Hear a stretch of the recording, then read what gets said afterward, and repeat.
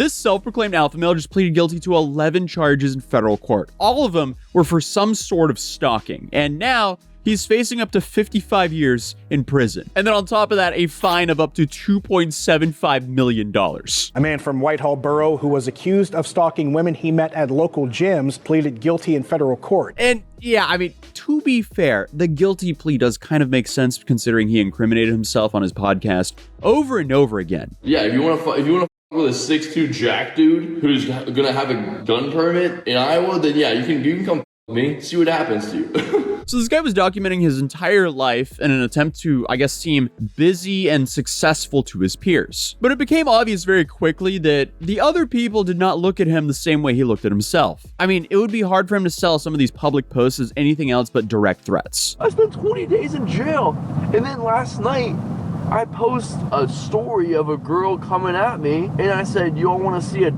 body?" Like, thinking like I just bodied this girl. Like, you got absolutely bodied and eviscerated on my story for 7,700 plus people. Why are we doing it? Like, why are we doing this? Why can't we just like be friends and like fall in love? What is hard about that? Oh, because you have daddy issues. Oh, your dad didn't love you as a kid, so you have to with me? Oh, okay. Sweet. Love that for me. Because it seems like he was using ChatGPT as some sort of like therapist and life coach that was essentially just echoing and enabling his insanity. And honestly, how much accountability are you taking when you're comparing yourself and your wrath, which is, I guess, stalking women in multiple states at gyms, and comparing that to God flooding everything? You people, like, you look at me and you see my chaos and on my Instagram and you see me calling people out. Jesus did the same thing. God and Jesus are love. They're a lot of love. They're a ton of love, but they're also wrath. God flooded the earth because he's like, you know what?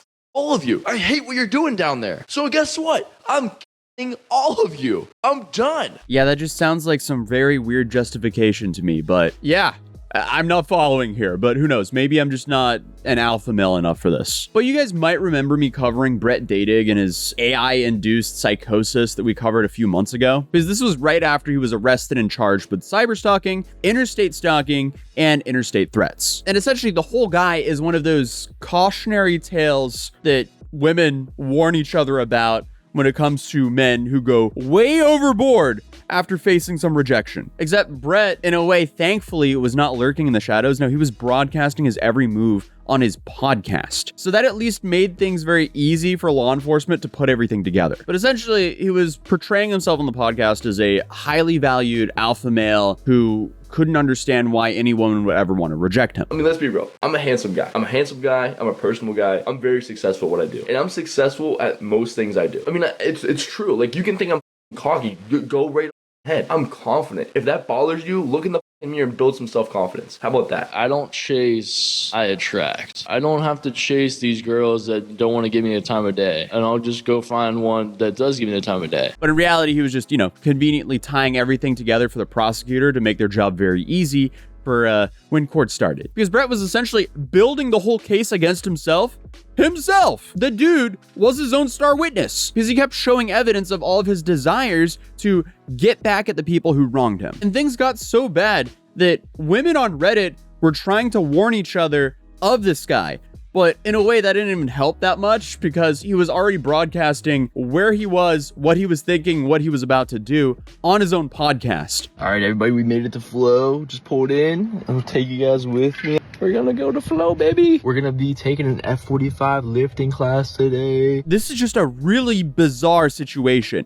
Definitely a 2026 problem. You would have never heard about anything like this in the 1990s. We definitely live in interesting times. Like, what kind of world do we live in? Things are getting bizarre, and I have a feeling that things are just gonna get so much more bizarre as we go on. But I guess for almost half a year, Brett lived up to what he was trying to brand himself on his podcast for, which was becoming undeniable. But I guess it wasn't in the way that he was trying to portray himself as. Because, he was trying to become undeniable for women, but now it's undeniable that he broadcasted himself and stalked these women. And, considering he's facing 55 years in prison, he could be spending the rest of his alpha male days behind bars. But if you're not caught up to speed, near the end of 2025, Brett posts, I guess, his first episode of this Dating Decoded podcast, which only seems to have survived one episode for what it seems like obvious reasons. Good morning, then we go to get breakfast. Then she's like, hey, let's meet up later. It's like 8 o'clock, get a shower, meet up with her later in Lawrenceville. Alright. Okay, yeah, I'm giving the background. So go f- yourself. Shut the up. Shut the up while I'm talking, please. Thank you. Anyways, she stands me up. I need this who pisses me off more than any human being in the world, but I still love him. Because I know that your attention span is very short-lived. Because obviously the group had some really bad chemistry because everyone was kind of freaked out about how Brett was acting. And we found out later that the group of guys met at a bar just a few days ago, and they don't have too much advice to share. We're like the same person, but not the same person. Yeah.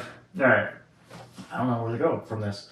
I would say we can talk about how we first met. Yeah, I think you guys should start off. Because it's a funny, it's like a really you guys funny met dating 4 days story, before us, so it's Yes, so 4 days before, alright? So what, Friday? It's Yeah. what? It's Monday today, so this past Friday. There's a reason why this podcast is happening, because when you meet your mate, okay, and you know that they're the person, alright, you might as well go with it.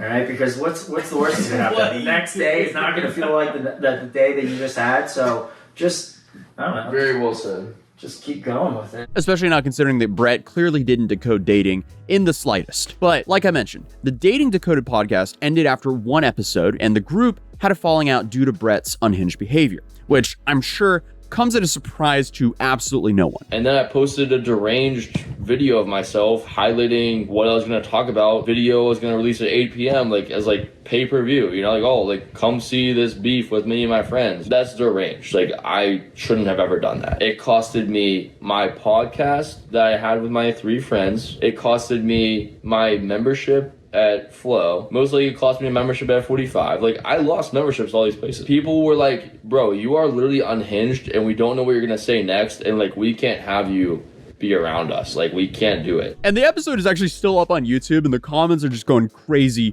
because of the cyberstalking case that's going on right now with Brett. And I feel like the funniest comment here is the one that says, the one guy with the channel password is in jail, so they can't even delete this. Oh, man. But apparently this falling out served as the catalyst for Brett to say, well, hey, if they don't want to record a podcast with me, I'm just going to do a podcast with myself. And then he created the podcast called The Standard Podcast, which was his solo adventure about dating and how to become an alpha male and a high value male. I want to be the best husband, the best dad, the best brother, the best friend, the best coworker, the best manager. Like I said before, I have a relentless drive to be the best I can be. And that's why I'm making this podcast, so I can share it with you.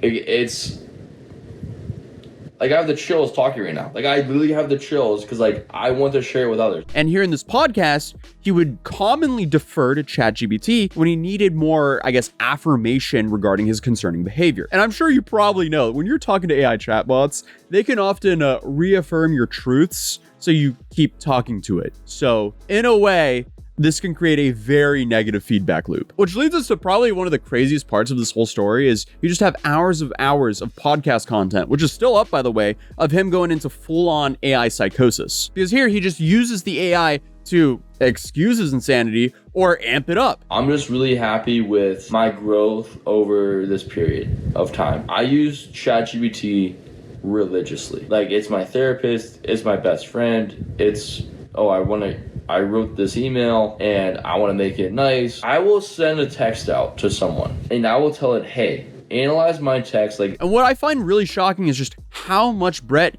relied on AI for his life. He would go to ChatGPT when he was feeling down. He would go to ChatGPT when he was trying to write messages for dates. He would go to ChatGPT to, pump out marketing garbage for some of his, alpha male jobs. And then he would go to ChatGPT to, create these, phony companies and create marketing material for these companies. So everything about his life was just being ran through AI. And again, all of this is up on his podcast still. And you have one moment where essentially he was brought to tears because he told AI to make a story about him meeting the girl of his dreams. It's subtle, but I feel it. The moment this isn't just a fling, not just a fun story. It's in the way you text good morning without fail, the way you ask if I've eaten, the way you never make me feel like I'm too much for having 2 kids, somehow that makes me more, not less. My friends notice the glow, my kids ask when you're coming back, and me, I just keep thinking about that first night at the bar and how lucky I was to sit down 2 stools away. Bro, I might cry. Holy, if a girl felt like this about me, man. I was just in jail for 20 days. Because I just wanted a girl to like me. On the bright side, most red flags in dating are often kind of hidden, but this one was waving loud and proud. Because to me, this is just the textbook definition of AI psychosis. Because the dude was jobless, he was homeless the way he moved around, and he was banned from a whole plethora of establishments. And then, of course, he was, I guess, loud enough to where there was multiple Facebook groups and Reddits warning other women about this guy. Yet somehow, I guess he convinced himself, maybe through AI, that he had authority to teach people how to date. So for months, he moved from city to city, continuously meeting girls he swore were his wife at private gyms, places like yoga and Pilates studios, F45, and Barry's boot camp. And often the girls that he would become enamored with were employees of these establishments and were likely only nice to him because, that's their job to do so. And he would hang around, visit their places of work, annoy them online, and then pick up and relocate when he was rejected by them. And the dude overstepped his boundaries so far that he was often banned from the gyms that these women worked at and was even reported to local authorities. And this is all while he was recording all of this for his podcast. And then on top of that, he was posting all of his gripes, which were definitely threats on his Instagram, which were then deleted. So a lot of the Instagram posts that were, I guess, referred to in the lawsuit have been deleted since. But even though his main Instagram account was deleted, he still has a whole bunch of Instagram accounts that belong to him that were his various forms of companies. And all of these companies just seem to be spun up on the spot using ChatGPT, and I think he just lacked the focus to actually just go all in on one project. But he was definitely faking some things pretty blatantly. And then on top of that, he also did a run club, but I guess you can only consider it a run club if running by yourself and calling it a run club is a run club. But anyway, he just continued this pattern because the dude essentially would go to a gym, hit on women there who worked there, and then eventually he would get banned because he kept overstepping. So then he went to a new gym, rinse and repeat, got banned there. And then when he exhausted all the gym options in a city, he would go, uh-oh, I guess we have to move up and go to a different city. And then once he was in a new city, he just repeated the cycle. I mean, this is crazy. And again, this is all while documenting everything on his podcast. And when I say documenting on his podcast, he was name dropping the women, he was threatening them, and calling everyone calling him out haters. This pod is about a special girl. A girl by the name of Love You, Girly Pop. You are the reason that the standard exists. I mean, this is such a bizarre case. And like the threats weren't like, small threats either. No, he was threatening to do things like light the gyms they worked on fire. And then he also threatened to strangle people, but then he would like try to reel it in and be like, nah, I'm kidding. I'm changed. I don't actually think that anymore. I could have said to them, hey, you guys. I could have. I've been right in that. But that's the old Brett. That's Brett 12 hours ago. This is new Brett. Yeah, okay, dude. But regardless, when the consequences of his own actions finally came knocking, nobody was surprised except for Brett. And the dude was already arrested in August. He had 2 girls get protective orders filed against him in Pittsburgh, and he was warned about name dropping and making threats about people online more than one time. So when he was finally arrested in November of 2025 for 3 counts of cyberstalking, I guess you could say that he should have seen that one coming. And he was being held waiting for trial when a federal indictment came in December, and that's why I made my last video on him. Because back then, Brett was hit with 14 counts, including cyberstalking, interstate stalking, and interstate threats related to 11 alleged victims in Pennsylvania, as well as Ohio, Florida, Iowa, and New York. Dude was all over the place. He was just being a menace to so many states. Honestly, like, if he wasn't that much of a freak, I would kind of be impressed by how much ground this guy covered, especially in that short amount of time. It seems like the dude essentially dedicated his life to just harassing women at their workplaces. Like, dude, what are you doing? So to the outside world, it seemed like it was pretty obvious that Brett was screwed, but I guess to Brett, he came out and he was going to fight this. So he made a statement saying that he was an upstanding citizen, he's never had any run-ins to the law, and he was mentally stable. Okay. And then obviously a lot of people started speculating, is he going to start blaming ChatGPT for this? Because clearly ChatGPT was like the co-host to his own podcast. Obviously, for legal purposes, ChatGPT nor OpenAI has nothing to do with him other than the fact that he bought a subscription with them and was just talking to ChatGPT on his podcast. Just felt like I needed to know that. But luckily, he doesn't actually try to argue that in this case, because on March 19th, Brett pleaded guilty to 11 counts before the United States judge, Marilyn J. Horan. And now he has a scheduled sentencing for July 9th, 2026. And I'm pretty sure it's safe to say that Brett is probably going to prison for this. Will he get the full 55 years? Probably not.